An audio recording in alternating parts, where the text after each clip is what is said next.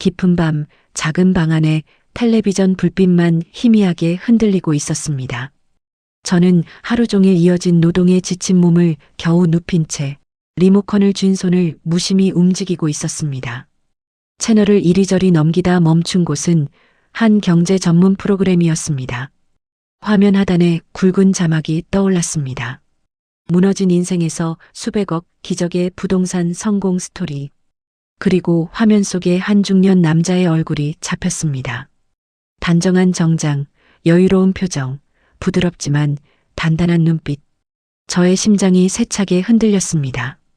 그 얼굴은 어디까지나 닮은 것이 아니라 너무도 익숙한 얼굴이었습니다. 마치 10년 전 사고로 사라졌다고만 들었던 남편과 똑같은 얼굴이었습니다. 저의 손에서 리모컨이 바닥으로 떨어졌습니다. 짧은 소리가 울렸지만 저의 귀에는 아무것도 들어오지 않았습니다. 오직 화면 속 남자의 눈빛만이 또렷하게 박혀 있었습니다. 아니야, 설마 그럴 리가. 10년 전 사고로 사라진 남편이었습니다. 죽었다는 말도 살아있다는 말도 아닌 채 그저 돌아오지 않은 사람이었습니다. 그런데 지금 텔레비전 속에서 그는 백만장자라는 이름으로 앉아 있었습니다. 그 순간 저의 세상은 조용히 금이 가고 있었습니다. 저의 기억 속에서 남편은 늘 따뜻한 사람이었습니다. 사고가 나기 전 그들은 결코 화려하지는 않았지만 서로에게 의지가 되어주며 조용히 살아가고 있었습니다.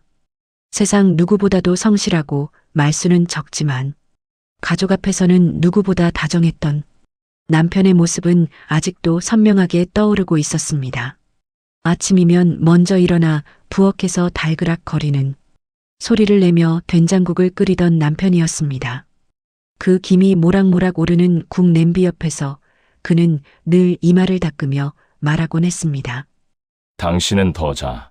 내가 애들 밥 먹이고 학교도 데려다 줄게. 하루 시작부터 너무 무리하지 마. 그 말 한마디가 저에게는 하루를 버티게 하는 힘이었습니다. 남편은 늘 먼저 걱정해주고 먼저 손을 내밀어주는 사람이었습니다. 비록 가진 것은 많지 않았지만 가족만큼은 절대 포기하지 않겠다는 사람처럼 보였습니다.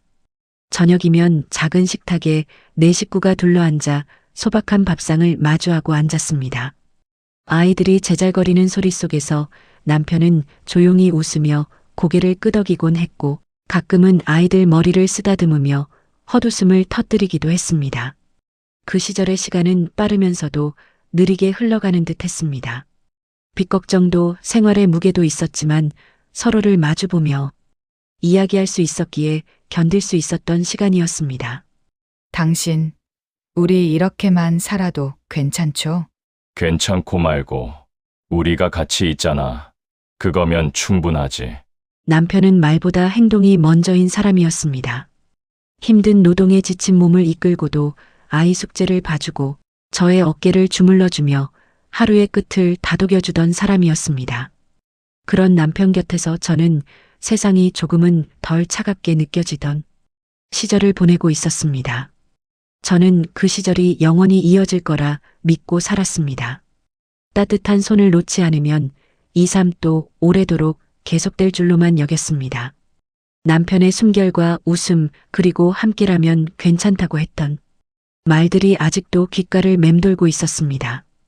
그러나 그렇게 평온하던 시간은 어느 날 아주 조용히 그리고 너무도 갑작스럽게 금이 가기 시작했습니다. 그날 아침도 다르지 않았습니다. 늘 그렇듯 남편은 현관 앞에서 헬멧을 들고 잠시 미소를 지었습니다.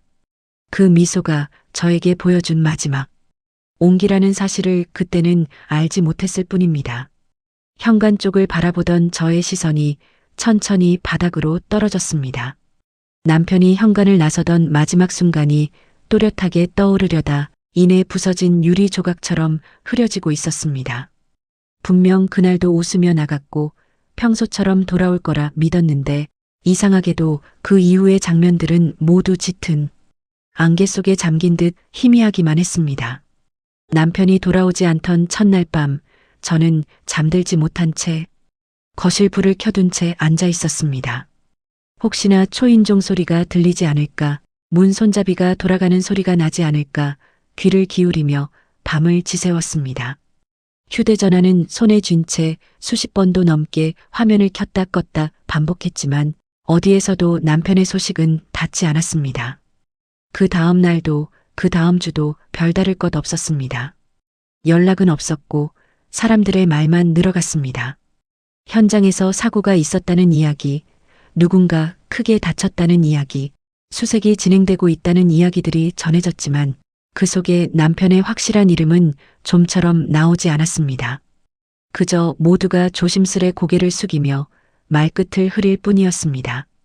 혹시 그 사람 소식 들으신 분 없나요?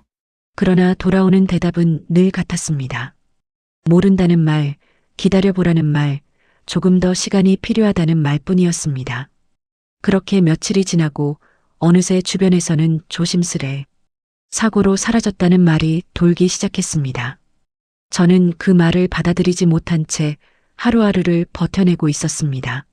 살아있을지도 모른다는 작은 희망과 이미 너무 늦은 것일지도 모른다는 두려움 사이에서 마음이 갈라지고 있었습니다. 밤이 깊어질수록 저의 불안은 더 짙어졌습니다. 남편이 늘 앉던 자리와 그가 남기고 간 옷가지 하나, 아직 미처 정리하지 못한 신발이 현관에 그대로 놓여 있었습니다. 그 모든 것들이 마치 그가 곧 돌아올 것만 같은 착각을 불러일으키고 있었습니다. 당신 어디 있어요? 아무 말이라도 좀 해줘요. 그러나 아무 대답도 돌아오지 않았습니다. 시간은 야속하게 흘러갔고 사람들은 조금씩 일상으로 돌아가고 있었습니다. 오직 저만이 멈춰선 채 보이지 않는 문 앞에서 기다리고 있을 뿐이었습니다. 그렇게 10년이라는 시간이 흘렀고 저는 결국 돌아오지 않는 사람을 기다리는 법에 익숙해져 가고 있었습니다. 그리움은 체념으로, 기다림은 침묵으로 바뀌어 갔습니다. 저는 천천히 몸을 돌려 방 안을 둘러보았습니다. 낡은 벽지와 조용히 숨쉬는 집안 공기가 유난히 쓸쓸하게 느껴지고 있었습니다. 모든 것이 그대로인데 마음 한쪽만 어딘가 어긋난 듯 불편하게 흔들리고 있었습니다. 아무 일도 일어나지 않은 것처럼 보이지만 저의 속에서는 오래 잠들어 있던 감정이 조용히 깨어나고 있었습니다. 다음 날 아침 저는 밤새 뒤척이다 겨우 눈을 떴습니다. 창밖을 보니 회색 하늘이 방 안까지 스며들 듯 무겁게 내려앉아 있었습니다. 몸은 몹시 피곤했지만 마음은 오히려 또렷해져 있었습니다. 어쩌면 10년 동안 피하려고만 했던 생각이 이제야 고개를 든 것인지도 몰랐습니다. 저는 천천히 옷을 갈아입고 외출 준비를 했습니다. 특별한 계획은 없었지만 가만히 앉아 있을 수 없다는 생각이 저를 밖으로 이끌고 있었습니다. 발길은 자연스럽게 남편이 마지막으로 일하던 현장 근처로 향하고 있었습니다. 그곳이 모든 일이 시작된 장소라 느껴졌기 때문이었습니다. 10년이라는 세월은 참 많은 것을 바꿔놓고 있었습니다. 붉은 녹슨 철근과 먼지 날리던 공사장은 말끔한 상가 건물로 변해 있었고 예전 낡은 컨테이너는 자취도 없이 사라져 있었습니다. 그 시절을 기억하는 것 같던 풍경마저 모두 새 얼굴로 바뀌어 있었습니다. 저는 그곳을 천천히 걸으며 혹시라도 기억을 가진 사람이 있을까 두리번거렸습니다. 그러나 마주치는 사람들의 표정은 모두 낯설었고 누구 하나 저를 알아보는 사람은 없었습니다. 익숙했던 장소가 이렇게까지 낯설어질 수 있다는 사실이 마음을 더욱 허전하게 만들고 있었습니다. 저는 근처 작은 슈퍼 앞에 멈춰 섰습니다. 오래된 간판과 퇴색한 광고지가 붙은 유리문 안으로 중년의 주인이 계산대를 보고 있었습니다. 사장님, 혹시 예전에 이 근처에서 공사하던 분들 기억나세요? 50대 중반쯤 되고 키도 좀 크고 여긴 워낙 사람들이 많이 바뀌어서요. 오래되신 분은 거의 없어요. 죄송해요. 그 한마디는 담담했지만 저의 마음에는 차갑게 꽂혔습니다. 마치 남편의 존재가 이 세상에서 완전히 사라진 것처럼 느껴졌기 때문이었습니다. 저는 고개를 숙인 채 감사 인사를 남기고 천천히 발걸음을 옮겼습니다. 그때 주머니 속 휴대전화가 가볍게 떨렸습니다. 화면에는 먼 친척의 이름이 떠 있었습니다. 연락이 뜸하던 사람이었기에 순간 망설였지만 왠지 모르게 전화를 외면할 수 없었습니다. 네. 무슨 일이세요? 이상한 얘기라 그냥 넘어가려다.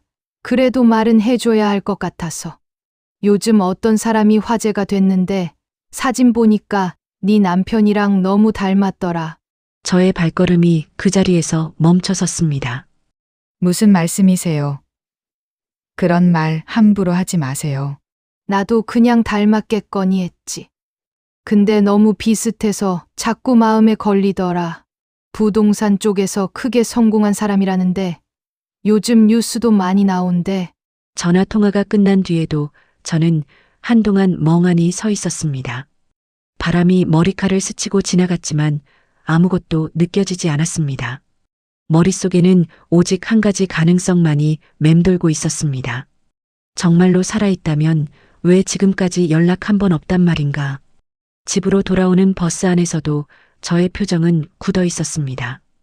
창밖으로 스쳐가는 풍경이 눈에 들어오지 않았고 심장은 이상하리만큼 빠르게 뛰고 있었습니다.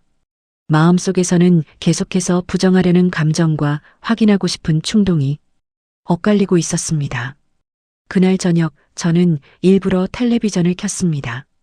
평소라면 재미도 없는 프로그램이라며 지나쳤을 방송이었지만 오늘만큼은 화면에서 눈을 뗄 수 없었습니다. 뉴스 화면 아래 자막이 흘러가고 있었습니다. 자수성가 부동산 개발 백만장자 특별 인터뷰.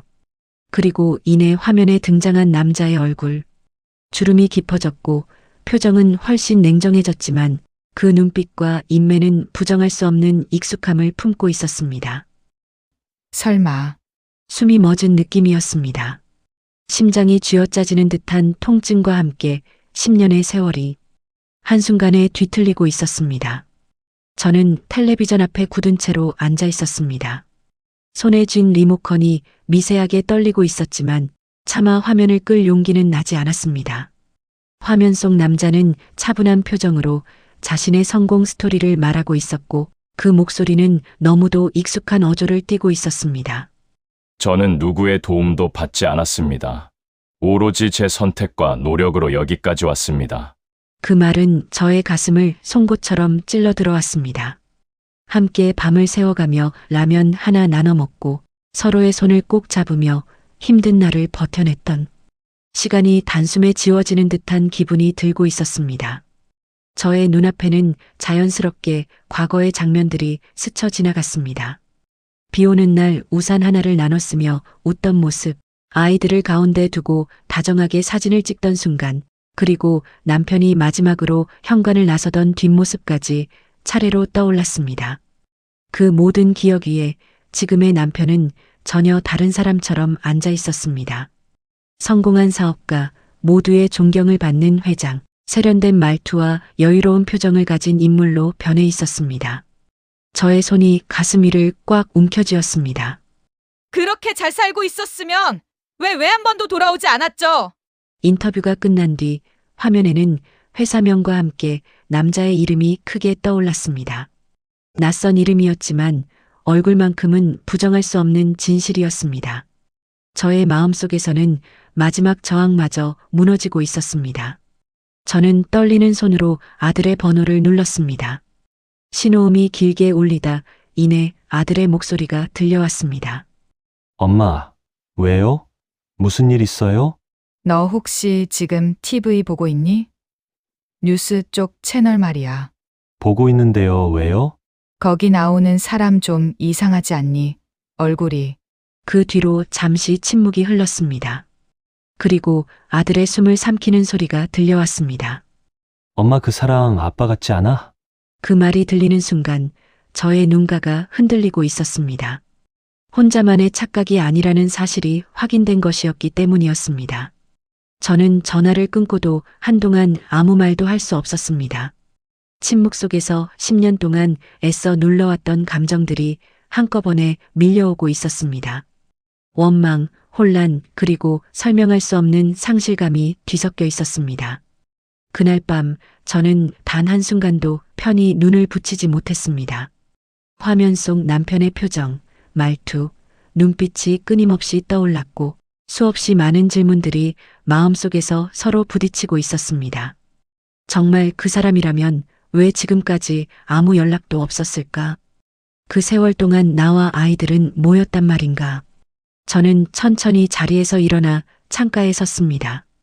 고요한 밤 공기 속에서 도시의 불빛이 희미하게 번지고 있었습니다. 그리고 그 불빛 속에서 저의 표정에도 작은 변화가 스며들고 있었습니다. 무너지는 대신 확인하겠다는 결심이었습니다. 피하지 않고 외면하지 않고 이제는 직접 그를 마주하겠다는 결심이었습니다. 그래요. 한 번쯤은 마주 봐야겠죠. 제 눈으로 직접. 그 결심은 두려움 위에 세워졌지만 동시에 10년을 억눌러 온 감정이 만든 필연이기도 했습니다. 저의 발걸음은 아직 떼어지지 않았지만 마음은 이미 그를 향해 움직이고 있었습니다. 그리고 그 선택이 앞으로 모든 것을 뒤흔들 거라는 사실을 누구보다 제 자신이 느끼고 있었습니다. 며칠 후 저는 떨리는 손으로 한 장의 명함을 쥐고 있었습니다. 텔레비전 방송 이후 어렵게 수소문한 끝에 알아낸 남편의 회사 주소, 그리고 그의 사무실 전화번호가 적힌 명함이었습니다. 그 얇은 종이 한 장이 마치 지난 10년의 시간을 통째로 짊어진 것처럼 무겁게 느껴지고 있었습니다. 저는 한참 동안 명함만 내려다보다가 결국 결심하듯 자리에서 일어섰습니다. 확인하지 않으면 평생을 후회할 것 같다는 생각이 저의 등을 떠밀고 있었습니다. 그렇게 저는 남편이 있다는 그곳을 향해 발걸음을 옮기고 있었습니다. 높은 빌딩 앞에 도착했을 때 저는 잠시 멈춰서 숨을 고르며 위를 올려다보았습니다. 유리에 비친 나의 모습은 너무도 초라해 보였습니다. 세련된 사람들 사이에서 촌스러운 옷차림만이 더욱 도드라지는 것 같았지만 발걸음을 돌릴 수는 없었습니다. 로비에서 경비의 시선을 받으며 방문 목적을 말했을 때도 저의 목소리는 잘 나오지 않았습니다. 여기 대표라고 계신 분을 좀 뵐 수 있을까요? 개인적인 일이 있어서요. 예약 없으신 분은 바로 면담이 어렵습니다. 성함과 용건 말씀해 주세요. 저는 잠시 머뭇거리다 저의 이름을 조용히 밝혔습니다. 그리고 덧붙이듯 떨리는 목소리로 말했습니다. 그분을 아주 오래전에 알던 사람입니다. 꼭 말씀 좀 전해주세요. 잠시 후 경비가 누군가와 통화를 하고 고개를 끄덕였습니다. 잠시만 기다리세요. 로비 소파에 앉아 있는 동안 저의 심장은 끊임없이 흔들리고 있었습니다. 만약 정말 그 사람이 남편이라면 얼굴을 마주하는 순간 어떤 말을 해야 할지, 어떤 감정을 보여야 할지 전혀 감이 잡히지 않았습니다. 잠시 뒤 엘리베이터 문이 열리며 한 남자가 나타났습니다. 단정한 정장에 여유로운 걸음, 그리고 변하지 않은 그 눈빛. 화면 속에서 보았던 그 얼굴이 아니라 바로 눈앞에 서 있는 남자였습니다. 저의 숨이 멎을 듯 멈춰섰습니다. 당신 정말 남편은 아무 말도 하지 않은 채 저를 가만히 내려다보고 있었습니다. 그리고 아주 짧게, 그러나 분명하게 입을 열었습니다. 여기까지 올 줄은 몰랐어. 그 말은 인정이기도 부정이기도 한 어딘가 애매한 음성이었지만 저에겐 충분히 모든 것을 말해주는 대답이었습니다. 저의 눈가가 젖어들었습니다. 당신 살아 있었네요. 그동안 어떻게 그럴 수가 있어요. 남편의 표정은 굳어 있었고 그 눈에는 예전의 다정함 대신 낯선 거리감이 서려 있었습니다. 지금 이 자리가 무슨 의미인지 알아? 나는 이제 과거에 매여 있을 수 없는 사람이 됐어. 그 말은 칼날처럼 저의 가슴을 베어내고 있었습니다. 10년 동안 품어왔던 그리움과 기다림이 단 한순간에 무너지는 것 같았습니다. 저는 떨리는 손으로 남편을 바라보며 다시 입을 열었습니다. 과거요? 당신한테 우리 가족이 과거였어요? 아이들이 당신 기다린 시간은 뭐였고 내가 혼자 버텨온 세월은 뭐였어요? 남편은 잠시 눈을 피했다가 다시 저를 바라보았습니다. 그리고 천천히 고개를 숙이며 말했습니다. 그때 나는 죽은 사람이나 다름없었어. 빚과 사고, 그리고 나를 삼키려던 사람들 속에서 빠져나오기 위해선 사라질 수밖에 없었어. 그의 입에서 흘러나온 말은 이해가 아닌 또 다른 혼란만을 안겨주고 있었습니다. 저는 비틀거리듯 한 걸음 뒤로 물러섰습니다. 살아남기 위해 도망쳤다는 말이 그렇게 쉽게 용서될 수 있는 것인지 알 수 없었습니다. 저의 가슴 깊은 곳에서 오랫동안 눌러두었던 감정이 서서히 고개를 들고 있었습니다. 침묵이 무겁게 로비 공기를 짓누르고 있었습니다. 사람들의 시선이 조금씩 모이고 있었지만 저의 눈에는 오직 남편만이 존재하고 있었습니다. 그가 살아있다는 사실보다 아무 일도 없었다는 듯 말하는 태도가 저의 마음을 더 아프게 만들고 있었습니다. 당신이 살기 위해 도망쳤다고요? 그럼 우린 뭐죠? 죽어도 괜찮은 사람들이었나요? 남편의 눈동자가 잠시 흔들렸지만 곧 다시 냉정을 되찾고 있었습니다. 언젠가는 설명하려 했어. 하지만 그때 돌아가는 순간 모두가 다시 나를 끌어내리려 했어. 난 다시 바닥으로 돌아갈 수 없었어. 그의 말은 이성적이었지만 그 이성 속에는 분명한 이기심이 깔려 있었습니다. 가족보다 자신의 생존과 성공을 우선시했다는 사실이 저의 가슴을 더욱 조여오고 있었습니다. 저의 시선이 더욱 날카로워졌습니다. 그래서 이렇게 잘 차려입고 백만장자가 돼서 돌아온 거예요? 당신은 다시 시작했고 우린 폐허에서 살아남았는데. 남편은 아무 말도 하지 못했습니다. 그 침묵이 오히려 모든 것을 인정하는 듯 보였습니다. 잠시 후 남편은 조심스럽게 입을 열었습니다. 난 그저 모든 걸 정리할 시간이 필요했을 뿐이야. 지금이라도 보상은 할게. 아이들 학비부터 생활까지 책임질게. 그 말은 마치 돈으로 모든 것을 덮으려는 시도처럼 들리고 있었습니다. 저의 눈빛은 더욱 차가워졌습니다. 돈으로 다 될 거라 생각하세요? 당신은 우리 인생의 가장 중요한 순간을 지워버렸어요. 아빠가 필요했던 아이들 곁에 없었고 남편이 필요했던 내 곁에도 없었어요. 저의 목소리는 점점 떨렸지만 그 안에는 분명한 울분이 담겨 있었습니다. 주변 사람들이 슬며시 거리를 두기 시작했지만 저는 그들의 시선을 신경 쓰지 않았습니다. 당신은 살아있었고 우린 장례 대신 눈물로 세월을 묻었어요. 그게 당신이 말하는 생존이에요. 남편의 얼굴이 처음으로 일그러지기 시작했습니다. 그땐 선택의 여지가 없었어. 그 말이 끝나기도 전에 저는 고개를 저었습니다. 아니요. 선택은 늘 있었어요. 당신이 우리를 선택하지 않았을 뿐이에요. 그 말은 더 이상 울부짖음이 아닌 고요한 선고처럼 울려 퍼졌습니다. 로비 안은 숨을 죽인 정적에 잠겨 있었습니다. 저는 천천히 숨을 들이쉬고 내쉬며 말했다가 멈추기를 반복했습니다. 감정의 절정에 다다른 순간 저는 더 이상 울지 않았습니다. 대신 고개를 들고 남편을 똑바로 바라보았습니다. 당신은 나한테 남편이 아니라 내 인생을 지은 사람이에요. 이제 와서 돌아오겠다는 말 필요 없어요. 남편의 시선이 바닥으로 떨어졌습니다. 저는 천천히 뒤돌아서며 말했습니다. 이제 당신은 살아있는 사람이지만 내 인생 속에서는 끝난 사람이에요. 그리고 아무 말 없이 발걸음을 옮기기 시작했습니다. 발끝은 무거웠지만 마음 한구석은 이상하리만큼 조용해지고 있었습니다. 그 자리에서 멀어질수록 눈물이 다시 고였지만 이번 눈물은 후회가 아닌 결단의 눈물이었습니다. 10년의 시간을 끌어안고 살아온 저의 마음은 그렇게 또 하나의 문을 닫고 있었습니다. 그러나 저는 알지 못하고 있었습니다. 이 남자의 침묵 뒤에 또 다른 진실이 숨어 있다는 것을, 그리고 그 진실이 다시 한번 저의 삶을 뒤흔들게 될지도 모른다는 사실을 말입니다.